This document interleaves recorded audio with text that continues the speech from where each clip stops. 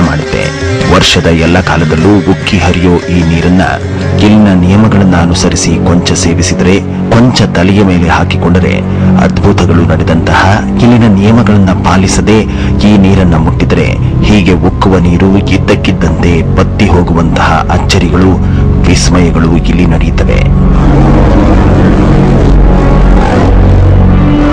ಅಂಟು ಮುಂಟು ಸೋದ ತಕ್ಷಣ ನೀರು ನಿಂತು ಹೋಗುತ್ತೆ. ಸುಮಾರು 3 ತಿಂಗಳು ನೀರು ಬರೋದು. ನಾವು ಪ್ರಾರ್ಥನೆ ಮಾಡಿದ ನಂತರ ಮತ್ತೆ ಅಚ್ಚರಿಯಾಗಿ ನೀರು ಮತ್ತೆ ಉದ್ಭವ.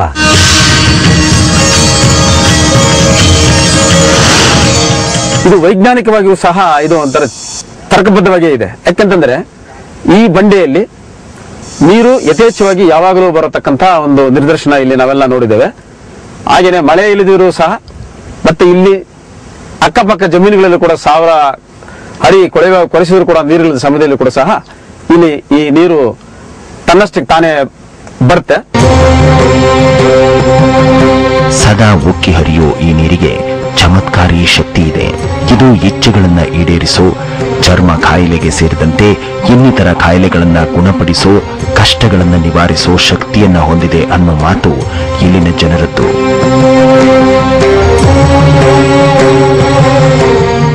ಇಲ್ಲಿ ಕೆಲವೊಂದು ಚಮತ್ಕಾರ ವಿಸ್ಮಯನೂ ಇದೆ. ಈ ನೀರುಗಳಿಂದ ಚರ್ಮ ಕಾಯಿಲೆಗಳ ಮೇಲಾಗಿರೋರು ಇದ್ದಾರೆ. ನಾವು ಕಣ್ಣಲ್ಲಿ ನೋಡ್ದಂಗೆ, ಹಿಂದೆ ಏನ್ ನಡೀತು ನಮ್ಗೆ ಗೊತ್ತಿಲ್ಲ ಸರ್, ನಾವು ಕಣ್ಣಲ್ಲಿ ನೋಡ್ದಂಗೆ ಈ ಮೂರ್ಛೆ ಕಾಯಿಲೆಗಳಿರೋರು ಇಲ್ಲಿ ಬಂದು ಈ ಕೊಳದಲ್ಲಿ ನೀರು ತಗೊಂಡು ತಲೆ ಮೇಲೆ ಚಿಮ್ಸ್ಕೊಂಡು ತೀರ್ಥ ಸ್ವಾದ ಮಾಡಿ ಕಾಯಿಲೆಗಳ ಮೇಲಾಗಿದೆ ಸರ್. ಸಾಕಷ್ಟು ನಿದರ್ಶನಗಳಿವೆ.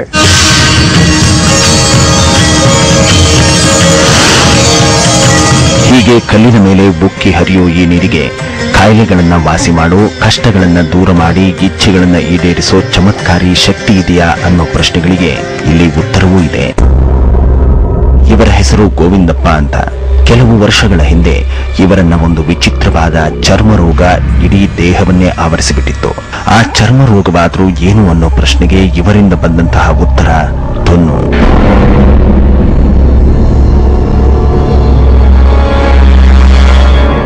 ಬೆಟ್ಟ ಗುರಿ ಆಮೇಲೆ ಅಷ್ಟು ನಗಾಗೋದು, ಅಲ್ಲಿ ಗೀರಿದೆ ಹಿಂಗೆ ಬೆಳ್ಳಗಾಗಿಬಿಡೋದು.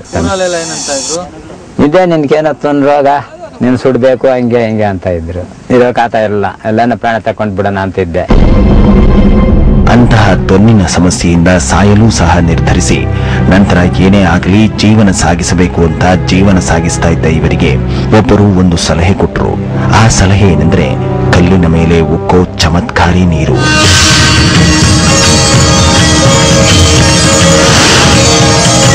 ಆ ಸಲಹೆಯನ್ನು ಪಡೆದು ಈ ನೀರನ್ನ ಕೆಲವು ದಿನಗಳ ಕಾಲ ತಲೆಯ ಮೇಲೆ ಹಾಕಿಕೊಂಡು ಕೊಂಚ ನೀರನ್ನ ಸೇವಿಸಲು ಆರಂಭಿಸಿದ ಗೋವಿಂದಪ್ಪನವರಿಗೆ ಒಂದು ಅಚ್ಚರಿ ಎದುರಾಗಿತ್ತು. ಅದೇನೆಂದರೆ ದೇಹದ ಬಹುಭಾಗವನ್ನು ಆವರಿಸಿದ ತೊನ್ನು ಕೇವಲ 3-4 ತಿಂಗಳಲ್ಲಿ ನಿವಾರಣೆಯಾಗಿತ್ತು.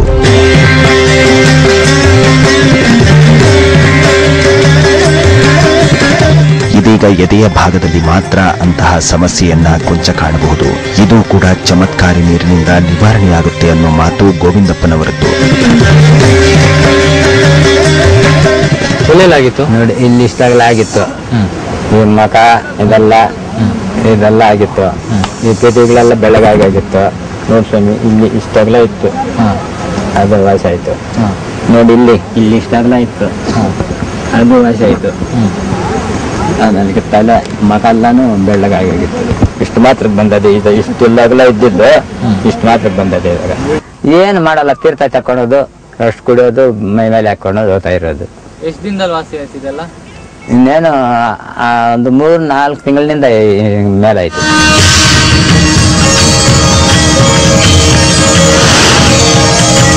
ಇವರ ಹೆಸರು ನಂದೀಶ್ ಅಂತ. ಕೆಲವು ವರ್ಷಗಳ ಹಿಂದೆ ವಿಚಿತ್ರವಾದಂತಹ ಚರ್ಮರೋಗ ಇವರ ಇಡೀ ದೇಹವನ್ನ ಆವರಿಸಿತ್ತು. ಅಂತಹ ಚರ್ಮರೋಗದಿಂದ ಇವರ ಮುಖ ವಿಕಾರವಾಗಿ ಹೋಯಿತು. ಕೆಲವು ವೈದ್ಯರು ಕಜ್ಜಿ ಅಂದ್ರು, ಕೆಲವು ವೈದ್ಯರು ಮತ್ತೇನೋ ಹೇಳಿದ್ರು. ಜೊತೆಗೆ ಯಾವ ವೈದ್ಯರಿಂದಲೂ ಅಂತಹ ಚರ್ಮರೋಗ ನಿವಾರಣೆ ಆಗಲಿಲ್ಲ. ಅದು ಏನಕ್ಕೆ ಬರುತ್ತೆ ಅಂತ ಗೊತ್ತಿಲ್ಲ ಸರ್. ಚರ್ಮ ಎಲ್ಲ ಗುಳ್ಳೆ ಬರುತ್ತೆ. ಇದು ಪೂರಾ ಚುಕ್ಕೆ ಚುಕ್ಕೆ ಚುಕ್ಕೆ ಎಲ್ಲ ಗಜ್ಜಿ ಬಂದಂಗೆ ಬಂದಿರುತ್ತೆ ಸರ್. ಅದು ಅಸಹಾಯ ಪಡೋ ಸರ್. ಪಕ್ಕದಲ್ಲಿ ಸೇರ್ತಾ ಇರಲ್ಲ ಜನಗಳು. ಪುಳ್ಪುರಿ ಅಂದ್ರೆ ಗುಳ್ಳೆ ಪೂರ ಇದೆಲ್ಲ ಚರ್ಮ ರೋಗ. ಅದು ಓರ್ವರಿಂದ ಸಲಹೆಯನ್ನ ಪಡೆದ ಇವರು ಅದೊಂದು ದಿನ ಇಲ್ಲಿಗೆ ಬಂದು ಕೊಂಚ ನೀರನ್ನ ತಲೆಯ ಮೇಲೆ ಹಾಕಿಕೊಂಡು ಕೊಂಚ ನೀರನ್ನ ಕುಡಿದ್ರು. ಸ್ವಲ್ಪ ನೀರನ್ನ ಮನೆಗೆ ತೆಗೆದುಕೊಂಡು ಹೋಗಿ ಬೇರೆ ನೀರಿನಲ್ಲಿ ಬೆರೆಸಿ ಸ್ನಾನ ಮಾಡಿದ್ರು. ಹಾಗೆ ಮಾಡಿದ ಒಂದೇ ವಾರದಲ್ಲಿ ಇವರನ್ನ ಆವರಿಸಿದ್ದ ಚರ್ಮ ರೋಗ ಸಂಪೂರ್ಣವಾಗಿ ನಿವಾರಣೆಯಾಗಿತ್ತು.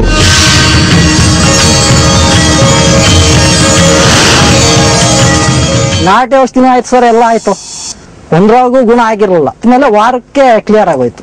ಇನ್ನಾಗ ಒಂದ್ ದಿವಸ ಮಾತ್ರ ಎತ್ಕೊಂಡೋಗಿ ಸೋಮವಾರ ದಿವಸ ಎತ್ಕೊಂಡೋಗಿ ನೀರು ಇಟ್ಕೊಂಡಿದ್ದೀವಿ ಸರ್ ಅದರಲ್ಲಿ. ವಾಸಿ ಆಗೋಯ್ತು ಸರ್.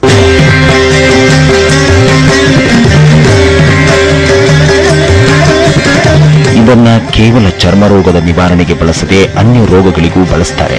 ಈ ಚಮತ್ಕಾರಿ ನೀರಿನಿಂದ ಮೂರ್ಛೆ ರೋಗ ನಿವಾರಣೆಯಾದಂತಹ, ಅಸ್ತಮಾ ಕಾಯಿಲೆ ನಿವಾರಣೆಯಾದಂತಹ ಉದಾಹರಣೆಗಳು ಇಲ್ಲಿ ಸಿಗ್ತವೆ. ನನ್ನ ಸ್ನೇಹಿತರು ಒಬ್ಬ ಬ್ಯಾಂಕ್ ಮ್ಯಾನೇಜರ್ ಅಂತಿದ್ರು, ಗಿಡ್ಡಪ್ಪ ಅಂತ. ನಾವು ಬ್ಯಾಂಕ್ ಹೋಗ್ತಾ ಬರ್ತಾ ವ್ಯವಹಾರ, ಅವ್ರು ಬಂದೋಗಿ ಅವ್ರಿಗೆ ಆಸ್ಮಾ ಕಾಯಿಲೆ ಇತ್ತು. 5 ಲೀಟರ್ ಕ್ಯಾನ್ ತುಂಬಾ ತಗೊಂಡೋಗ್ತಾ ಇದ್ರು ಅವರು. ಯಾಕಣ್ಣ ಇದು ತಗೊಂಡೋಗ್ತೀಯ ಅಂದ್ರೆ, ಇದನ್ನ ಕುಡ್ದು ಆಸ್ಮಾ ಹೋಗ್ಬಿಡ್ತಪ್ಪ, ನನಗೆ ಎಷ್ಟು ದೇಶ ತುತ್ತು ಮಾಡಿದೆ, ನಾನು ದುಡ್ಡು ಹಾಳು ಮಾಡ್ಕೊಂಡೆ, ಕಾಯಿಲೆ ವಾಸಿ ಆಗಿಲ್ಲ, ಆರಾಮಿದ್ದೀನಿ ನಾನು ಇದನ್ನ ಕುಡ್ದಾಗಿಂದ.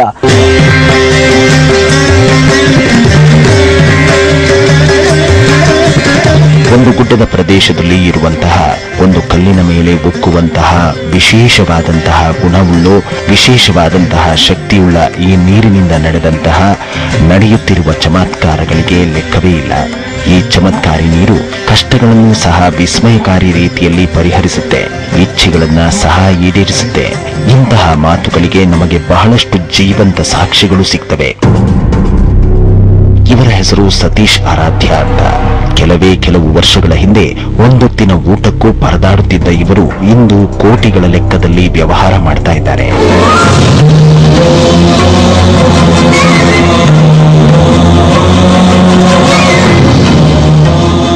ಒಂದೊತ್ತಿನ ಊಟಕ್ಕೂ ಪರದಾಡುತ್ತಿದ್ದ ಸತೀಶ್ ಕೋಟಿಗಳ ಲೆಕ್ಕದಲ್ಲಿ ಇಂದು ವ್ಯವಹಾರ ಮಾಡ್ತಾ ಇರೋದಕ್ಕೆ ಚಮತ್ಕಾರಿ ನೀರು ಹೇಗೆ ಕಾರಣವಾಯಿತು? ಇಲ್ಲಿ ನಡೆಯುವಂತಹ ಚಮತ್ಕಾರಗಳ ಹಿಂದೆ ಓರ್ವ ವ್ಯಕ್ತಿಯ ಕೈವಾಡ ಇದೆಯಂತೆ. ಅದು ಹೇಗೆ ತಿಳಿಯೋಣ ಒಂದು ಸಣ್ಣ ಬ್ರೇಕ್ ನಂತರ.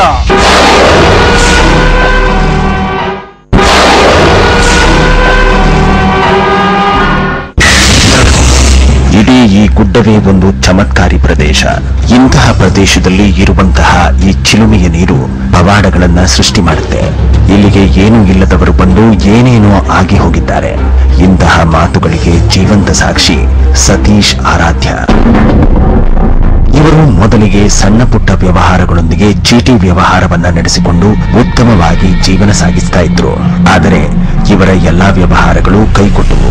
ಚೀಟಿ ವ್ಯವಹಾರದಿಂದ ಹಲವು ಲಕ್ಷಗಳನ್ನ ಕಳೆದುಕೊಂಡು ಬೀದಿಗೆ ಬಿದ್ರು. ಸಾಲಗಾರರಿಂದ ತಪ್ಪಿಸಿಕೊಂಡು ತಲೆಮರೆಸಿಕೊಂಡು ಜೀವನ ಸಾಗಿಸುವಂತಹ ಸ್ಥಿತಿ ಎದುರಾಯಿತು. ತುಂಬಾ ಲಾಸ್ ಆಗೋಗ್ಬಿಡ್ತು. ಸಾಲ ಮಾಡದೆ ಚೀಟಿಗಳೆಲ್ಲ ನಡೆಸಿ ಚೀಟಿಗಳೆಲ್ಲ ಕೈ ಸುಟ್ಕೊಂಡು ತುಂಬಾ ಲಾಸ್ ಆಗೋಗ್ಬಿಟ್ಟಿದೆ. ಸಾಲಗಾರ ಕಣ್ಣು ತಪ್ಪಿಸಿ ಸೊಂದುಗಳಲ್ಲಿ ಓಡಾಡುವಂತ ಪರಿಸ್ಥಿತಿ ನಂಗೆ ನಿರ್ಮಾಣ ಆಗೋಗ್ಬಿಟ್ಟಿತ್ತು. ಒಂದು ಹೊತ್ತಿನ ಊಟಕ್ಕೂ ಪರದಾಡುವಂತಹ ಸ್ಥಿತಿಯಲ್ಲಿ ಓರ್ವರು ಇವರಿಗೆ ಒಂದು ಸಲಹೆ ನೀಡಿದ್ರು. ಆ ಸಲಹೆಯೇ ಒಂದು ಗುಡ್ಡದ ಪ್ರದೇಶದಲ್ಲಿ ಇರುವಂತಹ ಪವಾಡಗಳನ್ನ ಸೃಷ್ಟಿ ಮಾಡುವಂತಹ ನೀರಿನ ಚಿಲುಮೆ.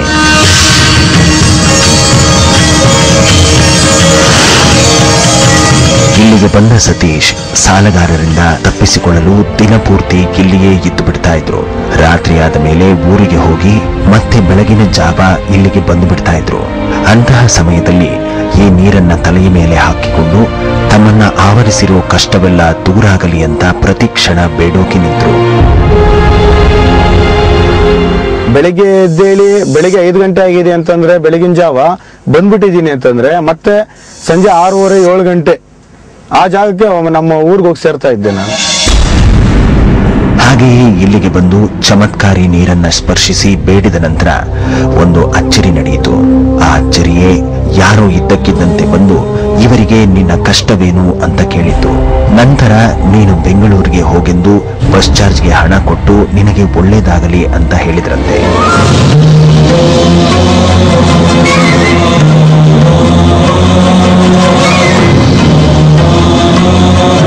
ಬೇಡ್ಕೊಂಡಿದ್ದಾಗ ಆತ್ನು ನನಗೆ ಒಂದೇ ಒಂದು ದಾರಿ ತೋರಿಸ್ದ. ಏನ್ ದಾರಿ ಅಂತಂದ್ರೆ, ಅದು ಯಾರೋ ಒಂದು ರೀತಿಯಲ್ಲಿ ಇದೇ ಜಾಗಕ್ಕೆ ಒಬ್ಬ ಮನುಷ್ಯ ಬಂದ. ಆತನ ಬಂದ್ಬಿಟ್ಟಿದೆ, ಯಾಕೆ ಇಲ್ಲಿ ಇದೆಯಾ, ಏನ್ ನಿನ್ ಪರಿಸ್ಥಿತಿ, ಹೇಗೆ ಏನು ಅಂತ ಕೇಳಿದ್ರು. ಆ ಮನುಷ್ಯ ನನಗೆ 200 ರೂಪಾಯಿ ಸಹಾಯ ಮಾಡ್ದ. ಆ 200 ರೂಪಾಯಿಲಿ ಬೆಳಗಿನ ಜಾವ ಇಲ್ಲಿಂದ ನಡ್ಕೊಂಡೋಗಿ ಇಲ್ಲಿ ಇದ್ದಕ್ಕಿದ್ದಂತೆ ಕಾಣಿಸಿಕೊಂಡು ಒಳ್ಳೆಯದಾಗಲಿ ಅಂತ ಬಸ್ ಚಾರ್ಜ್ಗೆ ಹಣ ಕೊಟ್ಟ ನಂತರ ಇವರ ಜೀವನವೇ ಬದಲಾಗಿ ಹೋಯಿತು.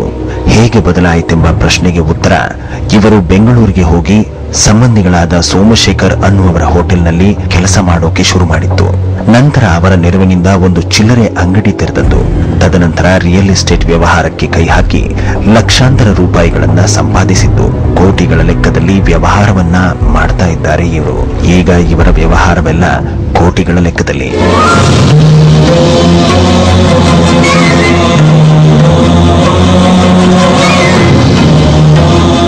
ರಿಯಲ್ ಎಸ್ಟೇಟ್ ಅಂದ್ರೆ ಏನು, ಅದ್ರ ಬಗ್ಗೆ ಅಂತ ಏನೋ ಗಂಧನೇ ನನಗೆ ಗೊತ್ತಿಲ್ಲ. ನನಗೆ ಅಂತವನು ಬಂದ್ರೆ ಏನೋ ತಗೊಳೋದು, ನಂಬರು ಅವ್ರು ಕೊಡ್ಸೋದು, ಇಂಥವ್ರ ಸೈಟ್ ಇದೆ ತಗೊಳ್ಳಿ ಅವ್ರ ನಂಬರ್ ಕೊಡೋದು, ಅದೇ ಒಂದು ಹೆಸರಿನಲ್ಲಿ ಒಂದು ಹೆಸರಾಯ್ತು. ಮತ್ತೆ ಯಾರು ನನಗೆ ಸಾಲ ಕೊಟ್ಟು ನನಗೆ ಅವಮಾನ ಮಾಡಿದ್ರು ಅಂತವ್ರಿಗೆ ನಾನೇ, ನೀನ್ ಅವಾಗ ನನಗೆ 10 ರೂಪಾಯಿ ಕೊಟ್ಟು ಅವಮಾನ ಮಾಡಿದ್ಯಾ, ಇಂದ ನಾನು ನಿನ್ಗೆ 1 ಲಕ್ಷ ಕೊಡ್ತೀನಿ, ನಾನು ಅವಮಾನ ಮಾಡಲ್ಲ, ನಿನ್ ಕಷ್ಟಕ್ಕೆ ನಾನು ಆಗಿದ್ದೀನಿ ಅನ್ನೋ ಒಂದು ಮಾನವೀಯತೆ ಕೂಡ ನಾನು ಮೆರೆದಿದ್ದೀನಿ.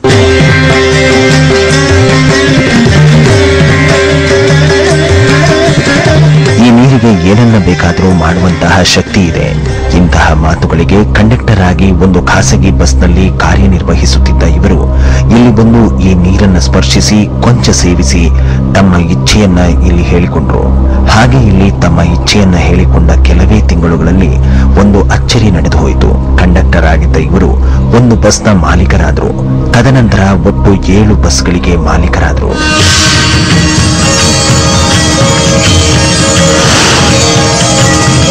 ಸರ್ ನಾವು ಬಸ್ ಕಂಡಕ್ಟರ್ ಕೆಲಸ ಮಾಡ್ತಾ ಇದ್ವಿ. ಇಲ್ಲಿಗೆ ಬಂದ ಮೇಲೆನೆ ಸರ್ ಎಲ್ಲ ಅನುಕೂಲ. ಈಗ ಬಸ್ ತಗೊಂಡು ಒಂದು 50ರಿಂದ 60 ಜನ ಊಟ ಮಾಡ್ತಾ ಇದ್ದಾರೆ ಸರ್. ನಮ್ಮ ಸರ್ 7 ಬಸ್ ಇದೆ ಸರ್.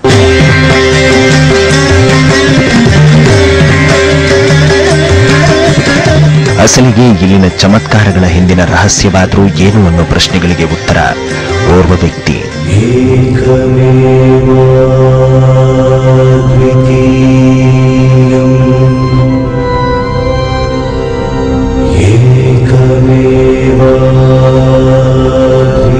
ಇಲ್ಲಿ ಚಮತ್ಕಾರಗಳನ್ನು ಮಾಡ್ತಾ ಇರೋ ಆ ವ್ಯಕ್ತಿ ಕೆಲವೊಮ್ಮೆ ಗೋಚರ, ಕೆಲವೊಮ್ಮೆ ಅಗೋಚರ. ಇಲ್ಲಿ ಚಮತ್ಕಾರಗಳನ್ನ ಮಾಡೋ ಆ ಅಗೋಚರ ವ್ಯಕ್ತಿ ಇಲ್ಲಿಗಾಗಲೇ ಕೆಲವರಿಗೆ ಸಾಮಾನ್ಯ ಮನುಷ್ಯನಂತೆ ನೇರವಾಗಿ ಸಹಾಯಕ್ಕೆ ನಿಂತರೆ, ಕೆಲವರಿಗೆ ಕನಸಿನಲ್ಲಿ ಕಾಣಿಸಿಕೊಂಡು ಸಹಾಯ ಮಾಡ್ತಾರಂತೆ, ಚಮತ್ಕಾರಗಳನ್ನ ಎಸಗುತ್ತಾರಂತೆ. ಇವರ ಹೆಸರು ಮುನಿಯಪ್ಪ. ಮದುವೆಯಾದ ನಂತರ ಇವರು ವಿಚಿತ್ರವಾದ ಕಷ್ಟವನ್ನ ಎದುರಿಸಬೇಕಾಯಿತು. ಬೀದಿಗೆ ಬಿದ್ದು ತೆಂಗಿನ ಗರಿಗಳ ಕೆಳಗೆ ಜೀವನ ಸಾಗಿಸುವಂತಹ ಸ್ಥಿತಿ ನಿರ್ಮಾಣವಾಯಿತು. ಅಂತಹ ಸಮಯದಲ್ಲಿ ಗಂಡ ಹೆಂಡತಿ ತಮಗಿದ್ದ ಕೊಂಚ ಒಣಭೂಮಿಯಲ್ಲಿ ಹಗಲು ರಾತ್ರಿ ದುಡಿದರೂ ಜೀವನ ಸಾಗಿಸೋದು ಕಷ್ಟವಾಗಿತ್ತು. ಜಮೀನಿನಲ್ಲಿ ಬೋರ್ವೆಲ್ ಹಾಕಿಸೋಕೆ ಶಕ್ತಿ ಇಲ್ಲ. ಜೊತೆಗೆ ಈ ಪ್ರದೇಶದಲ್ಲಿ 800ರಿಂದ 1000 ಅಡಿಗಳಷ್ಟು ಕೊರೆದರೂ ನೀರು ಸಿಗೋದು ಕಷ್ಟ. ಜೀವನ ಹಾಗೆ ಸಾಗ್ತಾ ಇರಬೇಕಾದ್ರೆ ಓರ್ವರು ಒಂದು ಸಲಹೆ ಕೊಟ್ರು. ಆ ಸಲಹೆಯಂತೆ ಇವರು ನೇರವಾಗಿ ಹೋಗಿದ್ದು ಚಮತ್ಕಾರಿ ಚಿಲುಮೆಯ ಬಳಿಗೆ.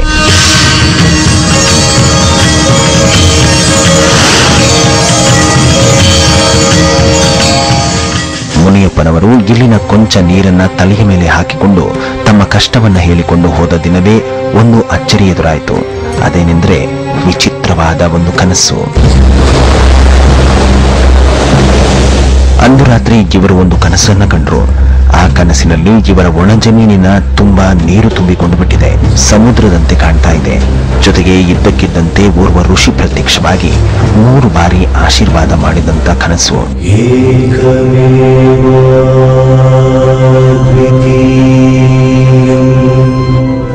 ನಮ್ಮ ಹೊಲ ಸಮುದ್ರ ಆಗ್ಬಿಡ್ತು. ಸಮುದ್ರ ಆಗ್ಬಿಟ್ಟು ಬಂದ್ರೆ ಬರೋಪಟ್ಟಿಗೆ ನೀರದೆ. ಹೀಗೆ ನಾನು ಊರ್ಕ್ ಹೋಗೋದು ಅಂದ್ಬಿಟ್ಟಿದ್ದೆ. ತಿರ್ಗಾ ಮತ್ತೆ ಇಸ್ಕ ಮೇಲೆ ಬಂದೆ. ಒಬ್ಬ ಋಷಿ ಹುಟ್ಟಿದ, ನೀರ್ನಾಗ ಒಬ್ಬ ಋಷಿ ಹುಟ್ಟಿದ. ತಲೆ ಮೇಲೆ 3 ಕಿತ್ತ ಕೈ ಮಾಡಿದ್ದ. ಓರ್ವ ಋಷಿಗಳು ಕನಸಲ್ಲಿ ಕಾಣಿಸಿಕೊಂಡ ನಂತರ ಮತ್ತೊಂದು ಅದ್ಭುತ ಪವಾಡ ನಡೆಯಿತು. ಆ ಪವಾಡವೇನೆಂದ್ರೆ ಬೋರ್ವೆಲ್ ಹಾಕಲು ಹಣ ಒದಗಿತು. ನಂತರ ಇಲ್ಲಿನ ಚಮತ್ಕಾರಿ ನೀರನ್ನ ತೆಗೆದುಕೊಂಡು ಹೋಗಿ ತಮ್ಮ ಒಣಭೂಮಿಯಲ್ಲಿ ಕೊಂಚ ನೀರನ್ನ ಚುಮುಕಿಸಿ ಆ ಸ್ಥಳದಲ್ಲಿ ಬೋರ್ವೆಲ್ ಹಾಕಿಸೋಕೆ ಮುಂದಾಗಿತ್ತು. ಬೋರ್ವೆಲ್ ಹಾಕಿಸುವಾಗ ಮತ್ತೊಂದು ಅಚ್ಚರಿ ನಡೆಯಿತು. ಈ ಪ್ರದೇಶದಲ್ಲಿ ಸುಮಾರು 800 ಅಡಿಗಳಷ್ಟು ಕೊರೆದರೂ ಸಿಗದ ನೀರು ಕೇವಲ 40 ಅಡಿಗಳಿಗೆ ಯಥೇಚ್ಛವಾಗಿ ದೊರಕಿ ಹೋಯಿತು.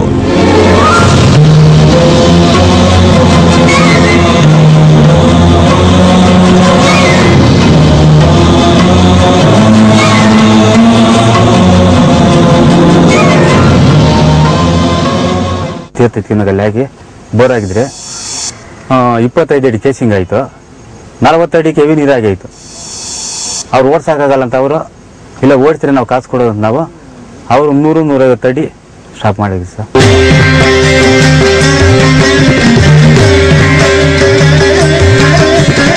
ಇವರ ಜಮೀನಿನಲ್ಲಿ ಕೇವಲ 40 ಅಡಿಗಳಿಗೆ ನೀರು ಸಿಕ್ಕಿದ್ದನ್ನು ನೋಡಿ ಪಕ್ಕದ ಜಮೀನಿನವರು ಕೇವಲ 5 ಮೀಟರ್ಗಳ ಅಂತರದಲ್ಲಿ ಬೋರ್ವೆಲ್ ಹಾಕಿಸಿದ್ರು. 800 ಅಡಿಗಳಷ್ಟು ಕೊರೆಸಿದ್ರು, ಆದರೂ ನೀರು ಸಿಗಲೇ ಇಲ್ಲ.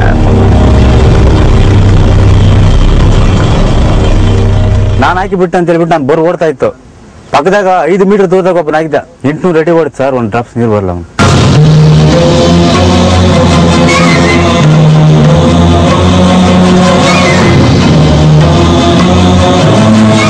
ಇಲ್ಲಿನ ಚಮತ್ಕಾರಿ ವ್ಯಕ್ತಿಯ ಚಮತ್ಕಾರಗಳಿಗೆ ಲೆಕ್ಕ ಇಲ್ಲ. ಅಂತಹ ಚಮತ್ಕಾರಿ ವ್ಯಕ್ತಿಯಿಂದ ನಿರ್ಮಾಣವಾಗಿರೋ ಈ ಚಿಲುಮೆಯಲ್ಲಿನ ನೀರು ಅಮೃತಕ್ಕೆ ಸಮಾನವಾಗಿದೆ. ವಿಸ್ಮಯಗಳನ್ನ, ವಿಶೇಷತೆಗಳನ್ನ ಸೃಷ್ಟಿಸ್ತಾ ಇದೆ.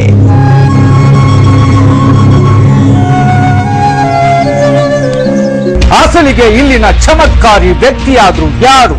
ಈ ವಿಸ್ಮಯಕಾರಿ ನೀರಿನ ಚಿಲುಮೆ ಇರೋದಾದ್ರೂ ಎಲ್ಲಿ?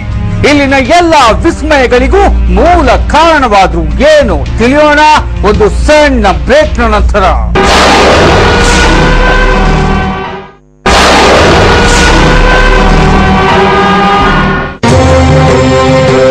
ಚಮತ್ಕಾರಗಳನ್ನ ಸೃಷ್ಟಿಸುವಂತಹ ಶಕ್ತಿಯನ್ನು ಹೊಂದಿರೋ ಬಂಡೆಯ ಮೇಲೆ ಉಕ್ಕುವ ನೀರಿನಿಂದ ಇಲ್ಲಿಗಾಗಲೇ ಬಹಳಷ್ಟು ಜನ ತಮ್ಮ ಚರ್ಮ ರೋಗ ಸೇರಿದಂತೆ ನಾನಾ ರೋಗಗಳನ್ನ ಗುಣಪಡಿಸಿಕೊಂಡಿದ್ದಾರೆ.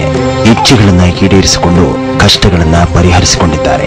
ಇಂತಹ ಚಮತ್ಕಾರಿ ನೀರು ಇಲ್ಲಿ ಹೀಗೆ ಉಕ್ಕೋಕೆ ಕಾರಣವಾದರೂ ಯಾರು? ಇಲ್ಲಿ ಅಗೋಚರ ರೂಪದಲ್ಲಿ ವಾಸವಾಗಿರೋ ಬೇಡಿದವರಿಗೆ ಒಳಿತನ್ನ ಮಾಡುವಂತಹ ಆ ವ್ಯಕ್ತಿಯಾದರೂ ಯಾರು ಅನ್ನೋ ಪ್ರಶ್ನೆಗೆ ಉತ್ತರ ಶ್ರೀ ಸುಕುಮಂದ ಮಹರ್ಷಿಗಳು.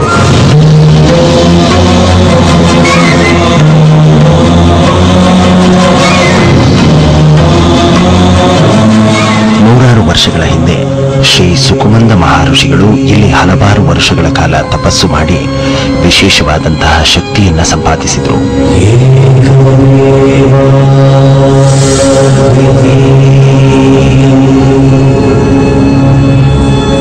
ಶ್ರೀ ಸುಕುಮಂದ ಮಹರ್ಷಿಗಳು ಈ ಪ್ರದೇಶದಲ್ಲಿ ತಪಸ್ಸು ಮಾಡೋಕೆ ಕಾರಣವಾದರೂ ಏನು?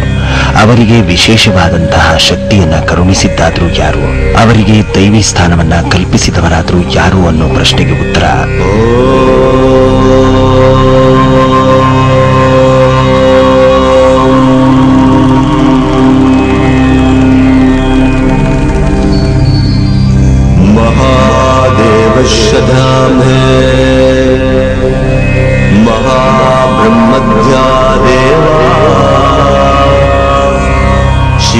ब्रह्मद्यो देवदेवद्या देवा शिवे ब्रह्मधावते ब्रह्मद्यो देवम् प्रदशङ्कल्पददाशते ब्रह्मवद्या देवा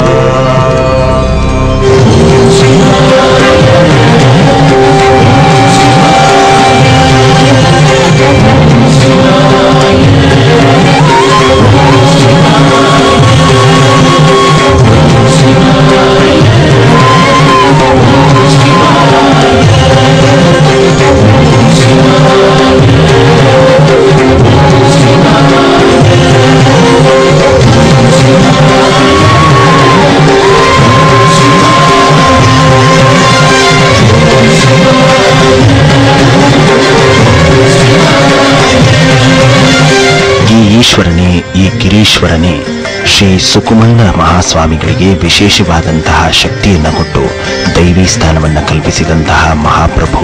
ಇಲ್ಲಿನ ಸಕಲ ಚಮತ್ಕಾರಗಳಿಗೆ ಮೂಲ ಕಾರಣ ಈ ಗಿರೀಶ್ವರನೇ.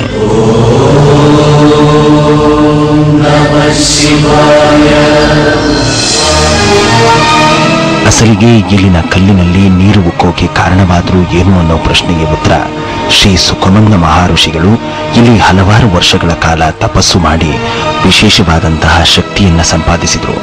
ತದನಂತರ ಈ ಮಹಾಪ್ರಭುವಿನ ಸೇವೆ ಮಾಡಿಕೊಂಡು ಇಲ್ಲಿಯೇ ಇದ್ದುಬಿಟ್ರು. ಅಂತಹ ಸಮಯದಲ್ಲಿ ಸುಕುಮಂದ ಮಹರ್ಷಿಗಳು ತಮ್ಮಲ್ಲಿನ ದಿವ್ಯ ಶಕ್ತಿಯಿಂದ ಪ್ರತಿದಿನ ಕಾಶಿಗೆ ಹೋಗಿ ಗಂಗೆಯನ್ನು ತಂದು ಗಿರೀಶ್ವರನಿಗೆ ಅಭಿಷೇಕ ಮಾಡ್ತಾ ಇದ್ರು. ಹಾಗೆ ವರ್ಷಗಳು ಕಳೆದ ನಂತರ ಸುಖಮಂದ ಮಹಾಸ್ವಾಮಿಗಳ ದೇಹಕ್ಕೆ ಮುಪ್ಪಾಗಿ ಬಿಡ್ತು. ಅಂತಹ ಸಮಯದಲ್ಲಿ ಸುಖಮಂದ ಸ್ವಾಮಿಗಳ ಸ್ವಾಮಿ ನಿಷ್ಠೆಗೆ ಮೆಚ್ಚಿ, ಭಕ್ತಿಗೆ ಮೆಚ್ಚಿ ಸಾಕ್ಷಾತ್ ಗಂಗಾದೇವಿಯೇ ಇಲ್ಲಿ ಪ್ರತ್ಯಕ್ಷವಾಗಿ ನೀನು ಇರುವಲ್ಲಿಯೇ ನಾನು ಉದ್ಭವವಾಗುತ್ತೇನೆಂದು ವಾಗ್ದಾನ ಮಾಡಿ ಇಲ್ಲಿನ ಕಲ್ಲಿನ ಮೇಲೆ ಉಕ್ಕಿದಳು.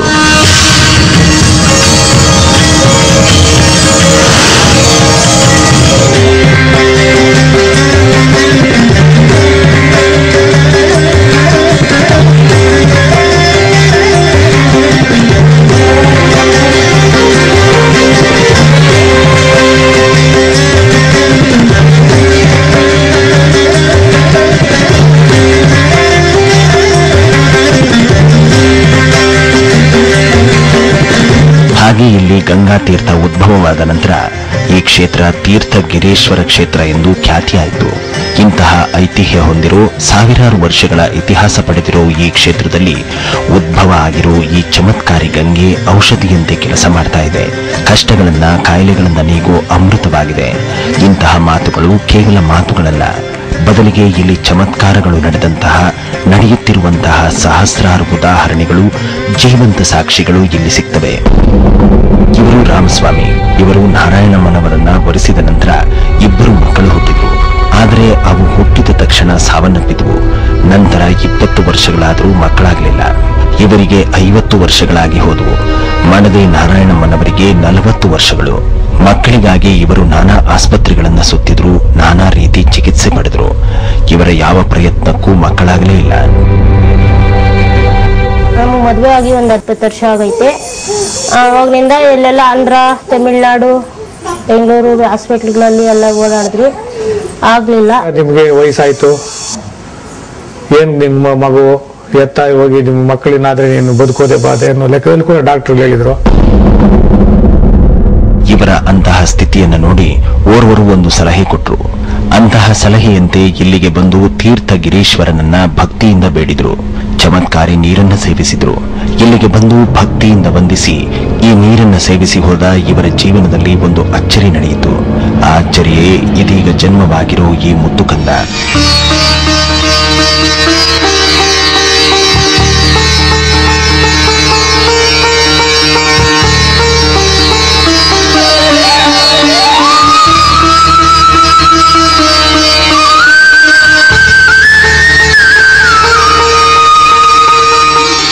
ರೇಣುಕೇಶ್ವರನ ಬಗ್ಗೆ ನಾನು ಮುಟ್ಕೊಂಡು ದೇವಸ್ಥಾನಕ್ಕೆ ಹೋಗಿ ಅಲ್ಲೊಂದು ಆ ತೊಟ್ಟಿಯಲ್ಲಿ ನೀರು ಬರ್ತಕ್ಕಂಥ ನೀರನ್ನ ಒಂದು ಸ್ವಲ್ಪ ತಂದು ಕುಡಿದು ಆವಾಗ ಇದು ಅರಿಕೆ ಮಾಡ್ಕೊಂಡ್ಮೇಲೆ ಹೆಣ್ಮಗು ಆಯ್ತು. ಅದ್ಭುತ ಶಕ್ತಿಯನ್ನು ಹೊಂದಿರೋ ಈ ತೀರ್ಥಗಿರೀಶ್ವರನ ಮಂದಿರ ಇರೋದಾದ್ರೂ ಎಲ್ಲಿ ಅನ್ನೋ ಪ್ರಶ್ನೆಗೆ ಉತ್ತರ, ಇದು ಇರೋದು ಕೋಲಾರ ಜಿಲ್ಲೆ ಮಾಲೂರು ತಾಲೂಕಿನ ಮಾಸ್ತಿ ಊರಿನ ಬಳಿಯಲ್ಲಿ ತೀರ್ಥ ಬಂಡಟ್ಟಿ ಎಂಬ ಬೇಚಾರ ಗ್ರಾಮದಲ್ಲಿ. ಇಲ್ಲಿನ ವಿಸ್ಮಯಕಾರಿ ಸಂಗತಿಗಳ ಬಗ್ಗೆ ಮಾಹಿತಿಯನ್ನ ಪಡೆದ ನಮ್ಮ ಕೋಲಾರ ಜಿಲ್ಲಾ ವರದಿಗಾರರಾದ ರಾಜೇಂದ್ರ ಸಿಂಹ ಅವರು ಮೊದಲಿಗೆ ಮಾಸ್ತಿ ಗ್ರಾಮಕ್ಕೆ ಹೋಗಿ ಅಲ್ಲಿಂದ ತೀರ್ಥ ಬಂಡಟ್ಟಿ ಗ್ರಾಮಕ್ಕೆ ಹೋಗಿ ಹೀಗೂ ಉಂಟೆ ಕಾರ್ಯಕ್ರಮಕ್ಕಾಗಿ ವರದಿ ಮಾಡಿದರು.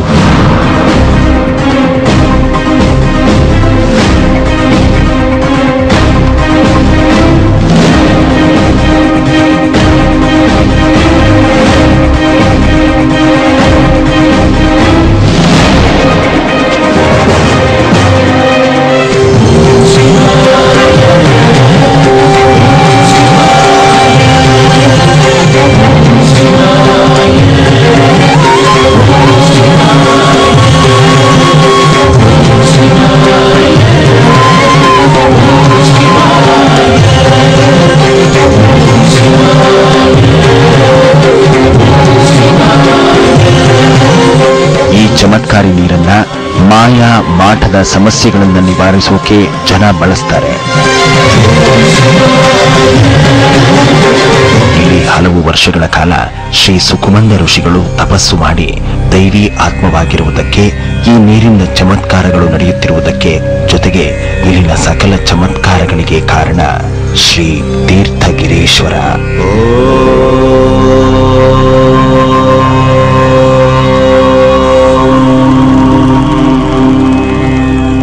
ಕೋಲಾರ ಜಿಲ್ಲೆಯ ಮಾಲೂರು ತಾಲೂಕಿನ ಮಾಸ್ತಿ ಗ್ರಾಮದ ಬಳಿಯಲ್ಲಿ ಇರುವಂತಹ ತೀರ್ಥ ಬಂಡಟ್ಟಿ ಗ್ರಾಮದಲ್ಲಿ ನೆಲೆಸಿರೋ ಶ್ರೀ ತೀರ್ಥ ಗಿರೇಶ್ವರನ ಶಕ್ತಿ ಅಪಾರ.